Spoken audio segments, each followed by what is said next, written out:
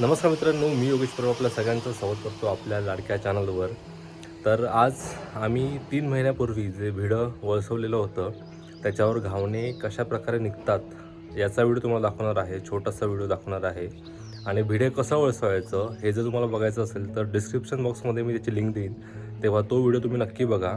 आणि आम्ही ज्या प्रकारे भिडं वळसवायची प्रोसेस दाखवली आहे तीच प्रोसेस तुम्ही फॉलो करा. तुमचं पण भिडं तशाच प्रकारे वळसवलं जाईल याची आम्ही तुम्हाला खात्री देतो. नंतर भिडं कसं वळसवायचं या व्हिडिओवर बऱ्याच तुमच्या कमेंट्स आल्या होत्या आणि त्यात तुमचे बरेच प्रश्न होते. त्या सर्व प्रश्नांची उत्तरं तुम्हाला या व्हिडिओमध्ये नक्की मिळतील. जर तुमच्याकडे बिबा वगैरे अवेलेबल नसेल तर तुम्ही बाकीचे जे साहित्य आहे, कांदा वगैरे, ते वापरून पण भिडं वळसवू शकता. तेव्हा हा व्हिडिओ शेवटपर्यंत नक्की बघा आणि हा व्हिडिओ तुम्हाला कसा वाटला हे आम्हाला कमेंट करून नक्की सांगा. तसेच अशाच प्रकारचे विविध व्हिडिओ बघण्यासाठी आमचा चॅनल नक्की सबस्क्राईब पण करा. मागे आम्ही जो भिडा वळसवलेलं तेच हे भिडं आहे आणि आता बघा व्यवस्थित ते गुळगुळीत झालंय. त्यावर आता घावणे काढते.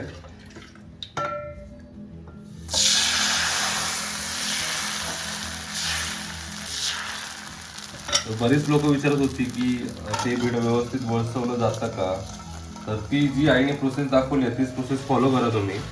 भिडं तुमचं व्यवस्थित वळसवलं जाईल.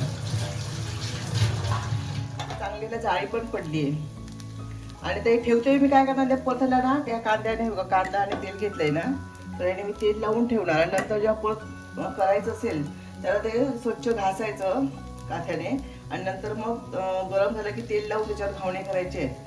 आणि बिबा नसेल ना तर तेल आणि खोबरं त्याच्यावरती भाजलं तरी चालतं. ते बघा सहज अलगद येतं ते बघा.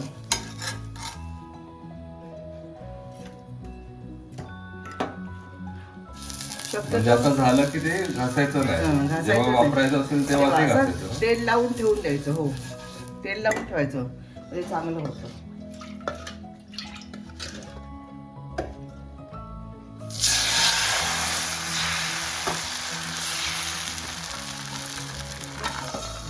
व्हिडिओ वळसवल्यानंतर ते 10-15 दिवसांनी परत त्याच्यावर करायचं रे, तर मग काय माहितीये, मग परत त्याला असं ओढल्यासारखं होतं.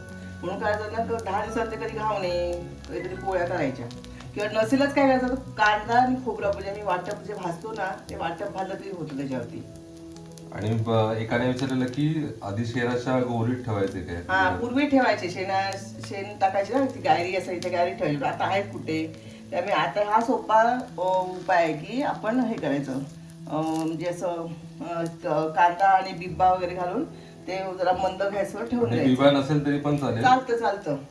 बिबा नसेल दुसरा कांदा आणि तेल घालायचं.